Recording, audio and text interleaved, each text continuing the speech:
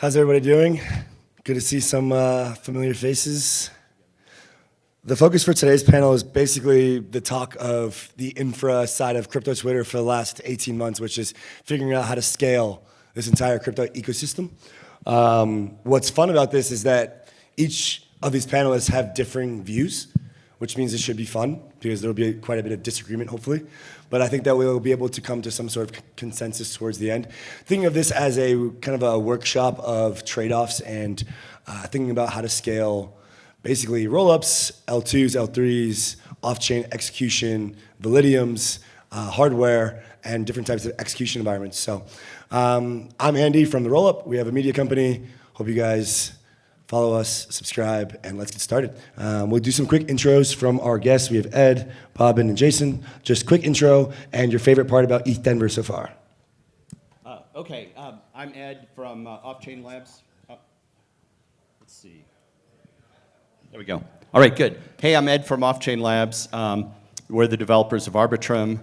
I'm a co-founder and I head the research team at Offchain Labs. My favorite thing about ETH Denver so far, I think, is my breakfast burrito this morning. Hey everyone, I'm Bobbin. I'm from Miden, and I guess my favorite thing, I guess just meeting people. To be honest, like it's trivial, but like this is the only time, or one of the few times a year when I get to interact in person with a bunch of folks that I see online all the time. Hi everyone, I'm Jason from Solayer Labs. We are building hardware-backed or hardware-accelerated chain, SVM chain, that's parallel to Solana. So the favorite thing for me is that we have fewer people, but the high-quality ones are still here. So you get to catch up with friends and meet quality people, have quality conversations. Awesome. All right, guys. So to start thinking about entire space of scaling, I think that one of the common agreements that we have in the three of us here is that we are scaling with many chains, or at least this idea that there are going to be more than one state machine to scale the entire crypto space. Maybe Jason has a little bit of a differing view with Solayer, but I think kind of generally on that same page. But we have quite a bit of differences in the way that we get there. So let's just start off with a question around the correct mental model for thinking about scaling as a whole. Why is it so practical and important that we scale with many chains in crypto? And why is it impractical to think to have all of the world's activity and execution on a single state machine? Yeah, I mean, I think the question sort of answers itself, right? Why is it impractical to have all of the things that every person in the world wants to do all happen on the same computer? The capacity's not there. Even if you could build a system that's large enough to scale to where you want, it would just be too expensive. We see this, for example, again, outside of crypto. If you look at how internet services have scaled, they have not scaled by building some giant super duper computer. They've scaled by building these data centers with like racks and racks and racks of smaller units. And the reason is that's the most cost-effective way to do it. I think when you start to think about cost effectiveness, you end up in a solution where you have replication of right-sized units as opposed to trying to build the biggest unit you can. Yeah, I mean, I largely agree with that. There is just no way I can imagine that where you can run all the transactions that everyone in the world will want to run on chain on a single unit or a single machine or whatever.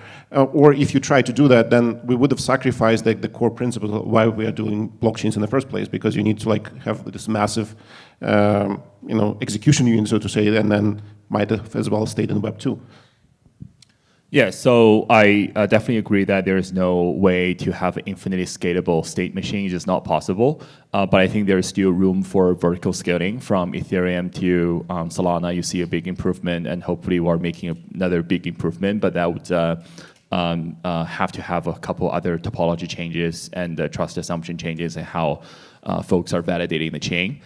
So all those changes combined, you can sort of push the bar for vertical scaling even higher. So that's something that the point that we're taking. And also another thing is that I think from the end user perspective, like why is scaling important is actually not important to the end user. What's important to the end user is only latency and also how it feels, right? So like everything else is not really important to the end user, no matter how many infinite states we have. So another important thing is that how do you have infinite states? They can be isolated, separate, whatever, not a coherent state, but have the bridging experience go away. As opposed to, let's not have the user go to a particular bridging website. You have to go to this site to move your ETH. It takes 5 minutes. And then we do something else, which as a faster state. And I have to move it back if I want to withdraw to exchanges and et cetera. So I think let's try to avoid that. And maybe I think that's from an end user perspective, that's how I would want it to be. Got it. And I think one thing I want to add is like, I agree that from the end user perspective, it's not really, scaling is not important, and there's a lot of properties that they care probably more about. But I also think like the way we think about the user, like following the previous panel, is like sometimes the user of the chain is actually the app builder, not the end user, so to say.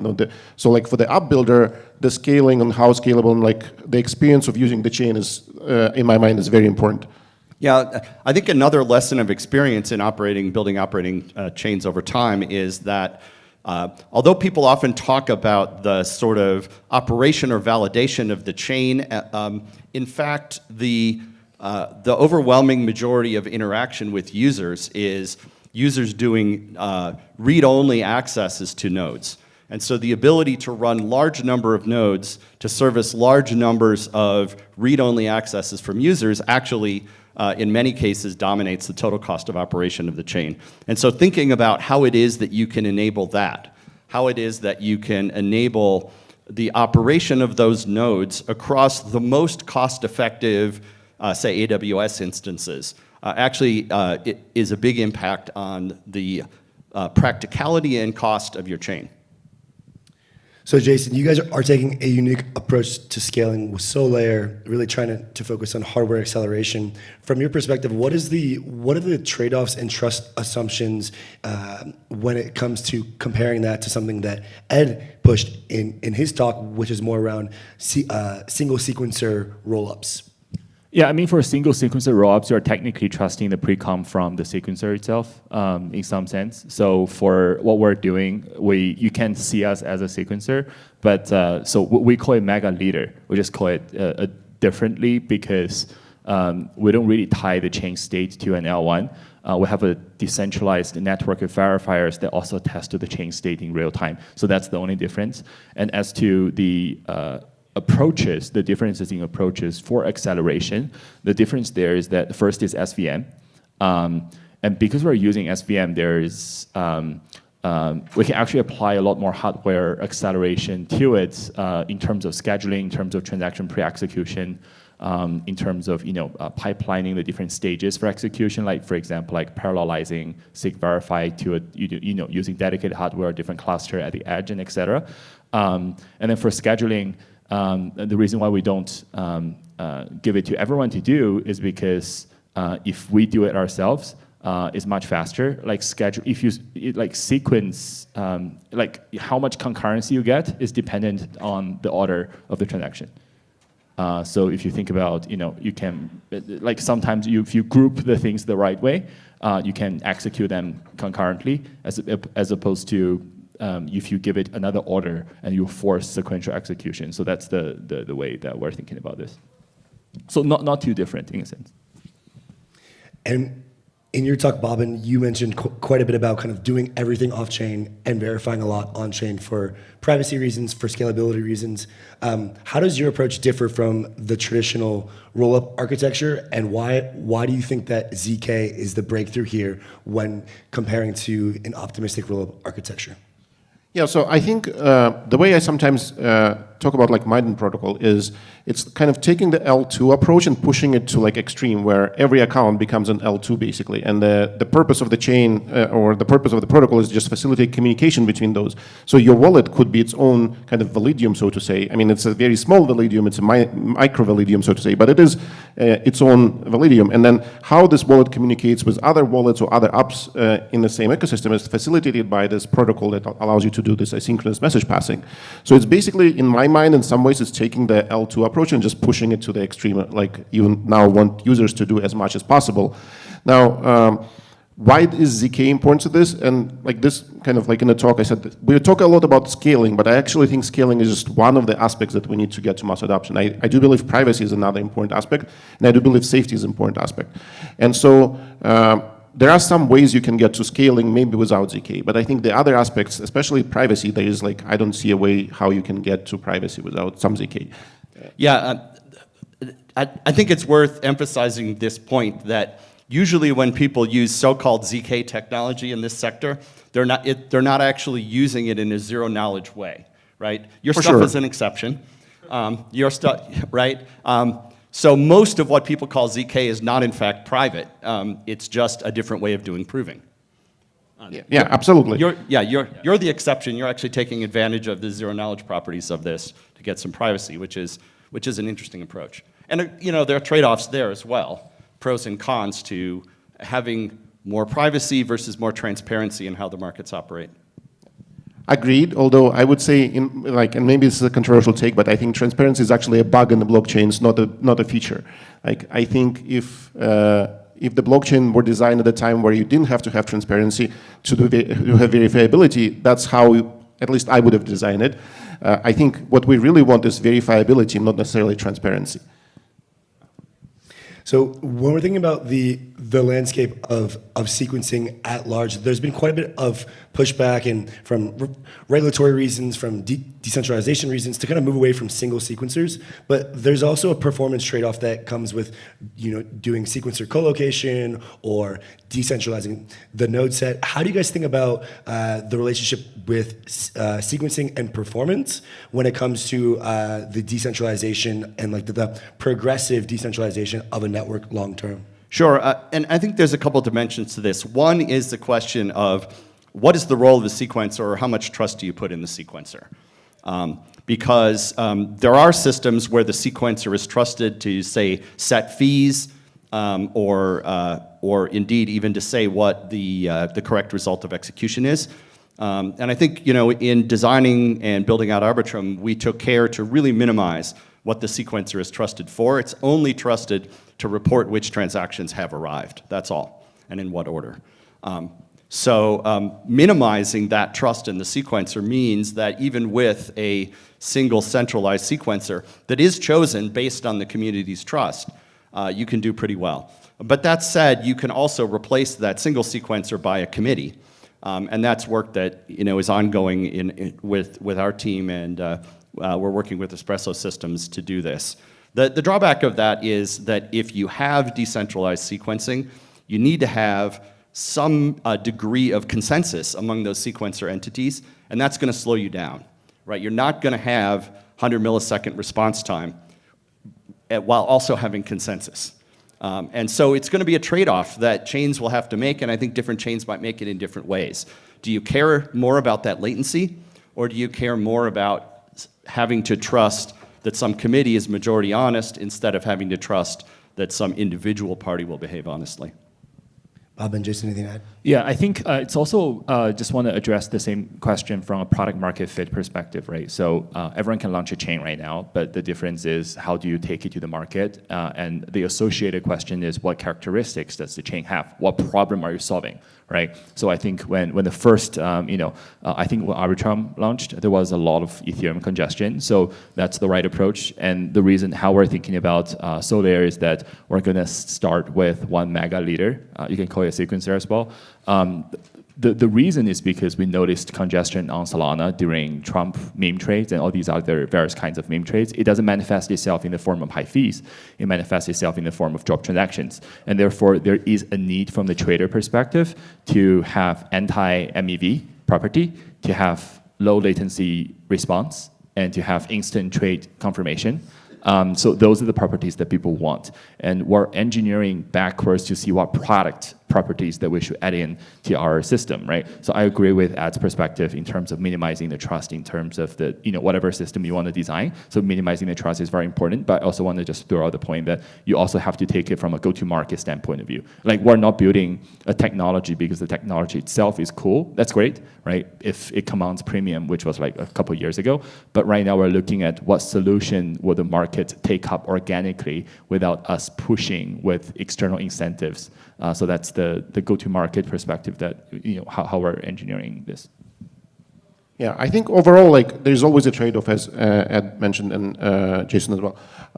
Basically, if you want to be fully decentralized, you have to give up something. And in some ways, like, latency is one of those aspects.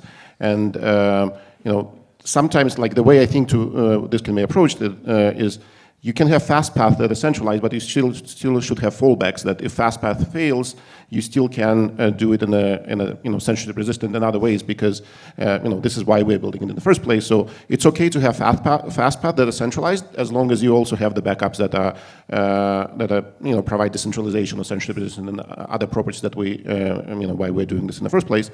And so I think ideally those. Fast path would exist on application levels, not necessarily for the entire, general chain. So if you can have a given application somehow handle the fast path for that application, and it could be done in a variety of ways, that would be even better, because if fast path for one application fails, it doesn't affect the other application and things like that. Yeah, I think I just also want to mention that there is this idea of asynchronous execution being mentioned and being sort of experimented with other chains. So the idea there is that the group of folks just do sequencing, and they don't really need to validate the entire transaction. They just make sure that they decide the sequence with which the transactions are going to be executed. And now the tricky thing there is that how do you make sure that there's no spam, right? What if I don't have enough gas fee and I just spam the system? And so I think the solution there, so you have to do some tiny accounting, and there has to be a fee that's going to be paid by the transaction submitter, right? So whenever you submit a transaction, it has to pay a small fee. So you keep a separate state for accounting, like a small state for accounting, and then you just decide agree on a sequence, and you let it go, and then let the validation catch up. So I think that's up to something interesting. But the only downside over there is that I think amongst others for us is that if the order is not decided correctly, without having concurrency, maximizing concurrency in mind, you might not achieve the most optimal sequence. Yeah, there are other. I think it's important in thinking about how to design a protocol to think of the ordering of transactions, the recording of arriving transactions as part of the protocol. One of the things that many systems have done in the name of decentralization is to push transaction ordering and block building outside the core protocol and kind of say, we'll allocate the privilege to do that to somebody according to, some random lottery among stakers or something, and then we get whatever we get. And one of the, and that has advantages, but it also has some pretty significant disadvantages in that you get very weak or no guarantee against extended periods of censorship. And you can get a lot of extraction by those block building parties, extraction that comes out of the pockets of users and liquidity providers. And so I think it's important in thinking about how to design a protocol and how to build it out, to think about how block building, how transaction recording and ordering will be done, rather than just externalizing it. Because if you externalize it, you're going to get an outcome that will be very difficult. And speaking as a designer of an L2 protocol, one of the most challenging aspects of Ethereum to build on top of is the fact that it provides extremely weak guarantees against censorship. Well, then, Ed, just to kind of put something into perspective, you guys switched, or were planning to switch from a first come, first served model on Arbitrum 1 to this time boost model, which one could argue is less favorable for user transactions based on this auction model than compared to first come, first serve. So how do you think about internalizing this, but then also keeping your users? Yeah. So one of the really important properties of Arbitrum sequencing, which is that it's never the case that there is a party who can see your transaction and then put their transaction in front of yours. I mean, the sequencer has the power to do that. It's trusted not to, and people do monitor it carefully. And it's possible to lay traps. where if the sequencer does cheat, you can prove that it did. In any case, in thinking about time boost, which is the next version of Arbitrum sequencing, which will be proposed to the DAO real soon now, or will go up for DAO vote real soon now, it tries to do two things. One is to reduce the amount of MEV spam transactions that happen on the chain.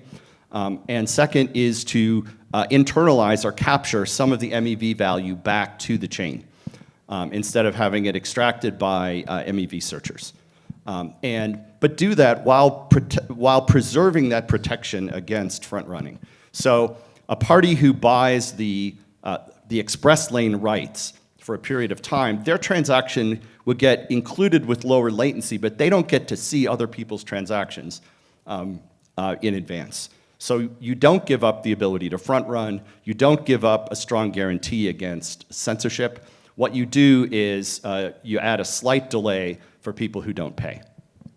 Got it. Bob and Jason, one idea that we've been pushing quite a bit at the Rollup is this idea of just full stack applications, verticalizing for app chains or niche specific chains or purpose built for a specific use case. When you think about these full stack applications, there's obviously various levels to building these applications, DA, sequencing, consensus, execution, etc. By doing everything in a single manner, for example, like a native rollup on Ethereum or even like a base rollup versus introducing alternative DAs or co-located sequencers with different actors, you introduce different trust assumptions and different latency changes. How do you guys think about optimizing for performance in full stack applications while maintaining this kind of trust minimized execution? Yeah, so I think, what developers in my mind want to do is like, they don't necessarily want to even launch separate chains, right? They want to build apps that are useful apps that are running on the platform, and ideally, like if they can avoid launching a chain to do that, that would be the ideal solution. I think with the infrastructure that we currently have, the matter of fact is that once your app becomes successful, you kind of like constrained by the base layer execution. So you kind of start to think, okay, now I need to move my app into a separate chain because it's now, now it gets slowed down or like the base layer can't keep up. And so I think the ideal solution there is to like build the protocol in such a way where you can like, and again, I'm talking from the perspective of Miden, but you can actually do this like natively off-chain, like to begin with. Your app, like, yes, obviously you need the infrastructure that how the app operates, but the app doesn't necessarily need to be constrained by what's happening with other apps on the chain. So you kind of start with this model already where I'm building an app, the purpose of the chain is to help you enforce the commitment that the app makes, right? So it doesn't, there's rules by which the app updates its state and all of that stuff, and it can, as long as it adheres by those rules, like the chain, that's what the chain cares about enforcing. So from the application developer standpoint, that can be done via an app chain, it could be done via something other than that, like, and then for a specific application, maybe it's fine to have the state in a centralized environment. In the other application, you do need like a very decentralized and robust DA. So I think there should be flexibility for people to choose. Now, how does it translate to performance? I think it should be like what the main protocol provides in my mind. It should be that you can run in this protocol without incurring penalty for being successful and incurring penalty for somebody else being successful or to slow you down. So if you can provide that, I think everything else is left up to the user to optimize for. Yeah, I think that's a pretty good response. The industry will develop in the way that if there is sustained demand, you always have this developer portal where you can configure things in a very fancy way, in a fancier and fancier way going forward. But my challenge, my question here is that do we really need app chain, and would app chain really get that big? If you survey the market, how many of the app chains are really getting a lot of usage? I think people want app chain for a couple of reasons, right? First is that they want to eat up the gas fee. And second, they want to be a narrative pump. And I think both of those are probably, in my opinion, a little bit short term. I think you have some. I have a third one. Oh, okay. You have a third one. The third one is that you need some customization that is specific to your use case, right? You need a faster block time. You need different economics. You need to have precompiles that other people wouldn't want. You need to even be able to change sort of the core logic of execution of the chain in some way. Yeah, so Yeah. I agree. But just on the market, if you look at the percentage of the actual modifications that are made to the runtime and et cetera, I think there are a couple, but I don't think they're the sort of the majority of it. And the end result is that people are arguing that there's like a oversupply of block space and et cetera, which I think it's the state how I see it. But another point I want to mention is that if you start from end user experience, right? Let's try to create something where the user doesn't have to sign multiple times in order to hop from one state to another. So I think that's something that if the industry as a whole works on, that would be very, very interesting. And that would really make the transparent, so what we call transparent bridging with SVM, because in SVM transactions, you can have multiple instructions in one transaction. You can write a contract on Ethereum to do that, but for tokens, you do need to get approval. Token approval and then effect the token transfer to do that. So there are multiple hops you have to do, whereas on SVM it's just much easier. I think the user experience of completing the bridging also matters very much. Another point I want to mention is that SVM transaction does not have the chain ID serialized. You only use the recent block hash, so we can actually make things happen without wallet support. Whereas for Ethereum, because the chain ID is serialized as part of the transaction payload, you have to have wallet support in order to do that. Yeah, that I think is a feature, though. It's a security feature that a transaction that you sign for one chain can't be replayed on another chain. But recent block hash is also another way of looking at it, right? Yeah. So it's a unique identifier, but time-framed. Sure, larger than the chain ID, but yeah. And announce, sorry, and announce too, right? You have chain ID and announce. Okay, so kind of a more broad question here, zooming out more of like a mental model as we kind of wrap. I think a lot of us have been focused on the trade-offs of scaling. Like, what trade-offs are you willing to reasonably make in order to reach high performance? Solana came into Ethereum L1 and just kind of said, okay, we'll go more centralized, but we'll go faster and better. And Hyperliquid said, hold on, hold my beer. We will do it way more centralized and way faster. What has Hyperliquid shown to you guys, and has it broken in any of your mental models for what end users actually want versus what you think they care about? I mean, it hasn't made a big difference to me. I think the example of Solana is the really interesting one. One of the trade-offs in this space is around sustainability of the chain, because as you run the chain for longer, as the state grows, as the history grows, et cetera, the cost of operating it and the overhead increases over time. And so it's possible to overclock your chain in ways, if you overclock your chain just the right amount, you might benefit, but just like your PC, if you overclock it too much, it will either get flaky or it will burn itself up. So I do think there's like a right speed, and that you can run above a sustainable speed, and you'll be able to succeed for a while. You can debate what that sustainable speed is and how do you measure it and so on. But it's certainly the case that the fact that you can run something for a while doesn't mean that you're going to be able to run it more over time. Yeah, so I think in terms of trade-offs, like I would put two categories of trade-offs which I think are okay to make, and those are trade-offs like one of them I mentioned like a few minutes ago, where it's okay to have like fast path that allows you to take trade-offs as long as there is a fallback, which if fast path fails, you have something to fall back on. The other type of trade-offs I think it's that I'm comfortable with is trading off like now for future. Like it's okay to maybe sacrifice some things now because things will get better in the future. So it's okay to develop something in a way, okay, like I'm going to compromise maybe like in my case, for example, it's not going to be absolute privacy right from the start because it's difficult and like there's different issues there. Maybe we start at a lower level, but we have a path to getting there. And the same goes for scalability as well. Maybe like it's okay to do some trade-offs on the scalability front right now as long as we have a way to get to them in the future. So trading off future for like better performance, better UX and performance now, as long as we know how to fix it in the proper way in the future, I think that's okay as well.